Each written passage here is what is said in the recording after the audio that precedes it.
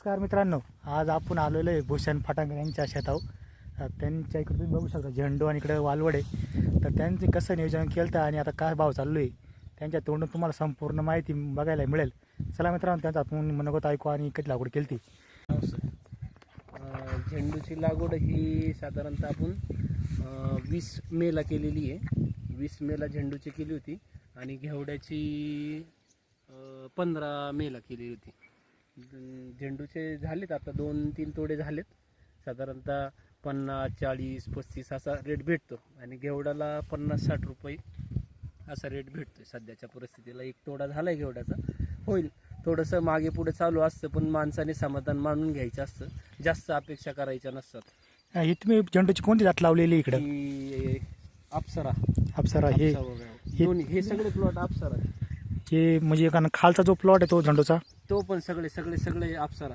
आणि हे तुम्ही निवडण्याचं कारण काय बा? आपल्या पाठराव निवडण्याचं कारण काहीच नाही, इमर्जन्सी मध्ये लावायचं ठरवलं आणि रोप अवेलेबिलिटीच्या हिशोबावरती आपल्याला जे रोप भेटल ते लावून द्यायचं ह्या हिशोबावरती चाललो.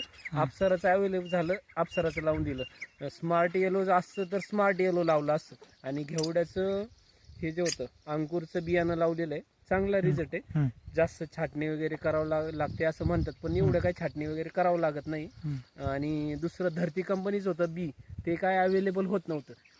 कंपनी रेटमध्ये होतं ते, पण दुकानदार डीलर यांनी त्याचा रेट 100 ग्रॅमचा 1800-3000 रुपये रेटनं विकत होते. मग शेतकऱ्यांनी घ्यायचं काय आणि लावायचं काय? मग एकरभर जर ज्या शेतकऱ्याला लावायचे त्याने काय, तो मरणार तसंच बी घेणार आणि त्याच्यातलं अर्ध बी गेलं म्हणजे गेलं का, तो 20,000 रुपयाला झोपणार. दुकानदारांनी त्याच्यामध्ये त्यांचे पैसे कमवायचे बघितले, शेतकऱ्याचा विचार नाही केला. असं असतं ना, जास्त पाऊस झाला खराब होतात. मग अशी कोणती क्वालिटी जास्त पाऊस झाला तर टिकू शकता भाऊ?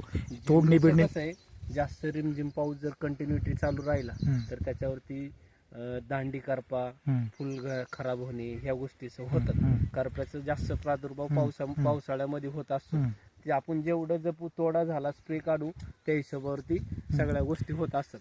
आता ही घेवड्याची तुम्ही जर बघितली सेटिंग्स वगैरे जर बघता तुम्ही, एकंदरीत बघा, याला आहे ना बर्ड बिल्डर, सिनिफॉस ह्या गोष्टींचा वापर करून अतिशय सुंदर असा, म्हणजे आमचे बंधू नितीन फटांगरे यांच्याकडून थोडीशी गाईडलाईन्स, आमचे ऋषी फटांगरे त्यांच्याकडून थोडीशी योगेश भागवत झाली, थोडंसं माहिती त्यांच्याकडून घेत चाललेलं आहे. पहिलंच वर्ष अनुभवाचं, त्याच्यामुळे एक्सपिरियन्स घेणं महत्वाचं आहे. तुम्ही ही नियोजन झेंडूचं केलेलं आहे, पण या म्हणजे झेंडूला भाव भेटतो पावसाळा, याचं कारण म्हणजे सणवार असतात का काय, लग्न कार्य असं म्हणून? नाही, सणवारचा विषय नाहीये, पण बाजारचं काही कधी कोणी सांगू शकत नाही. बाजार कधी येतील काही होईल. नाही, शेड्यूल निसर्गाचं शेड्यूल आहे, निसर्ग देईल त्या पद्धतीत चालावं लागतं. नाही, मग लोक नियोजन करतात बोल, लग्नाच्या काळात भाव भेटतो, गणपतीमध्ये भाव भेटतो. गणपती सणावा जे सर आपले गणपती आहे, दसरा आहे, दिवाळी आहे, याच्यामध्ये बाजार भेटतो. पण निसर्गावर सगळ्या गोष्टी. आता निसर्ग जर जास्त कोपला इथं माल खराब झाला, सध्याच्या परिस्थितीला बाजार कमी आहे, तो माल खराब झाला, माल येणार, भाव वाढणार, माल कमी होणार, बाजार भाव मागणी वाढणार. म्हणजे समजा आता पाऊस झालाय, पुढे माल जात नाही, माल निघतोय पण बाजार नाही ना. त्या अशा गोष्टी निसर्गावर सगळ्या डिपेंड गोष्टी आहेत, त्या अवलंबून आहेत. निसर्गावर माणूस रणनीती जी माणसाची असते ती चालू असते. एकंदरीत म्हणजे दसरा, दिवाळी असं, गणपती असल्यानंतर त्याच्यानंतर पण मार्केट राहतं. गेल्या 2 वर्ष पाठीमागचा जर इतिहास बघितला, 2 वर्ष झेंडूचं मार्केट हे काही काळ चढायचं, काही काळात चढून परत डाऊनला होतं आणि ते डाऊनलाच राहिलेलं आहे. पण ह्या वर्षी तसं नाही झालं, थोडंसं मार्केट लाईन टिकून आहे. साधारणतः कमीत कमी माणसांनी पण जास्त अपेक्षा न करता, तुम्हाला खर्च तुमचा येतोय एकरी समजा 50,000 रुपये, तुम्हाला त्याच्यातून भेटतं ते 2-3 लाख रुपये समजा जर भेटले, त्याचं समाधान मानून घ्यायचे माणसाने.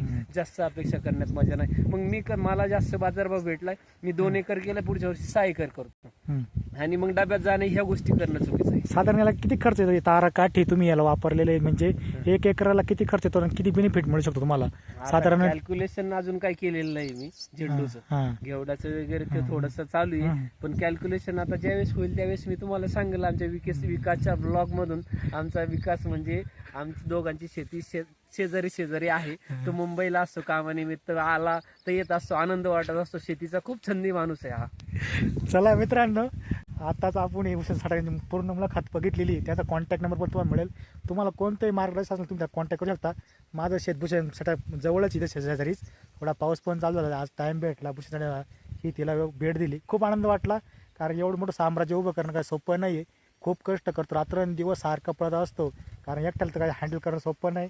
त्याच्याकडे 2-3 परिवार आहे, त्यांची राहण्या पिण्याची सोय केलेली, इथे घर बांधून दिलेलं आहे. म्हणजे पूर्णपणे आपल्या माणसाप्रमाणे तो प्रत्येक माणसाला सांभाळतो, त्यांना घर बे, त्यांना राहणं बिणं, त्यांच्या मुलांचं शिक्षण सगळं करत असतो. चला मित्रांनो, तुम्हाला ब्लॉग कसा वाटला काय कमेंट करून नक्की सांगा. धन्यवाद. जय हिंद, जय महाराष्ट्र.